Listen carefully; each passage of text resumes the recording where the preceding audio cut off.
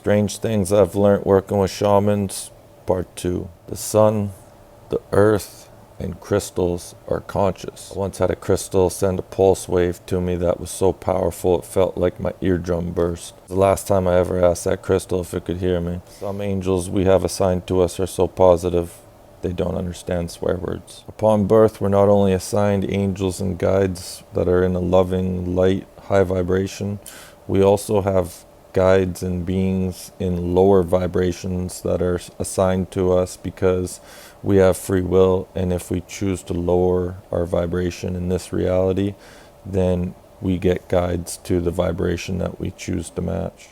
Sun gazing will change your life. The sun is an ascended master, as I found out on April 8th, 2021, when I left my body on 3rd Beach when I was chilling with a buddy. I went in front of the soul of Jesus in the 12th dimension, who was standing next to the soul of the sun. The more color you have in your skin, the more of these light codes you contain within. Jesus was dark skinned and not a pasty white dude. In the 2 visitations that Jesus came to me, he was a clear soul. I did have a meditation one time where I opened up my eyes when I was finished and I looked down at my feet and they were dark skinned, and I was like blown away. I was like, what the fuck? These are not my feet. And as I was staring at them, I heard the words, "These are Jesus's feet." That experience combined with my visitation on October 20th, 2020, where the soul of Jesus came to me when I was having a shower at my old man's house, I was shown that he was more likely 5 feet tall rather than 6. Jesus, or Yeshua, in my opinion, was not likely a 6 foot tall white pasty dude, more likely a 5 foot tall man with color in his skin. Now the next one might be hard to believe for some, and I do respect all belief systems. However, from what I've been shown, Jesus is not God. He told me that love is the key, and if you want to get into heaven, opening up your heart is a must. He never wanted to be worshipped. He wanted his message of love to be heard. You don't need a religion, and you don't even need to have ever heard the name of Jesus. As long as you connect to the love you have within your heart, you automatically connect to the same energy that Jesus walked around with. He is a guide to help us open up our hearts and be like he was. Our souls are a spark of God, which makes us gods. And that's what Jesus wants us to understand. I've also been told that a more accurate name than Jesus would be calling him Yeshua. Now I'm going to share with you something that most Jesus or Yeshua lovers out there don't know about him. This is what I've come to learn after multiple visitations from Jesus himself. If you love Jesus, I want you to try this experiment. Stand up, close your eyes, and try to imagine how much love you think Jesus has for you. If you need to pause this video, do it, come back. I'll give you a second. Okay, now that you're done, I have a question for you.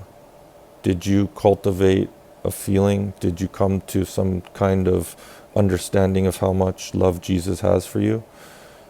If you didn't start crying and fall to your knees, then you have no idea how much love Jesus has for you. I would say the average person has to times their guess by at least 10,000. Now on the flip side to that, something that really surprised me working with shamans for 8+ years was that black magic is absolutely real. A few years ago, a certain individual collected some grass from my dad's front yard, connected with a nurse spirit, and attempted to send a demonic-like being into my dad's house to, let's just say, get rid of him. One day my dad's cell phone was left on the table unattended when it just started recording by itself. When he got back to it and replayed it, it was all staticky and we could hear demonic laughing in the background. A couple days later, my dad wakes up in the middle of the night laying on the kitchen floor with a pool of blood around his face. His glasses are cracked. He feels like he has a broken rib. And he had no idea what the heck was going on. Called in a shaman friend and she told me about this individual who collected the grass and created this earth spirit to come take out my dad. So she disassembled that being and, let's just say, took care of the individual that started the whole thing. I've also personally had people from my past send all kinds of black magic my way, from love spells to throwing me off my life path and even try to take me out as well. So black magic, you know, it's definitely real. Last but not least, end this on a more positive note, water is programmable. A Japanese scientist conducted an experiment where he froze 2 jars of water, one he sent love to, the other hatred. When he placed them under a microscope, the one he sent love to was harmonious snowflakes, and the one he sent hatred to looked like distorted, jagged spheres. So if you realize that 70% of your body is water, and water is programmable, every thought you think, every word you say is programming your body in a certain way.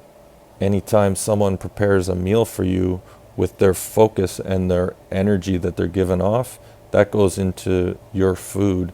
It's programmed into the water. So if a server brings you a meal or even a drink, bartender gives you a drink, it's a good idea to clear the energy before you put it into your body so you don't have to take on whatever they got.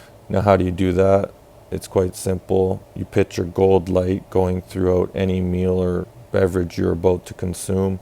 It clears the energy, and while you're at it, you might as well send gratitude and love for it as well, because that supercharges whatever you're about to put in your body. That's all I got. Thanks for watching.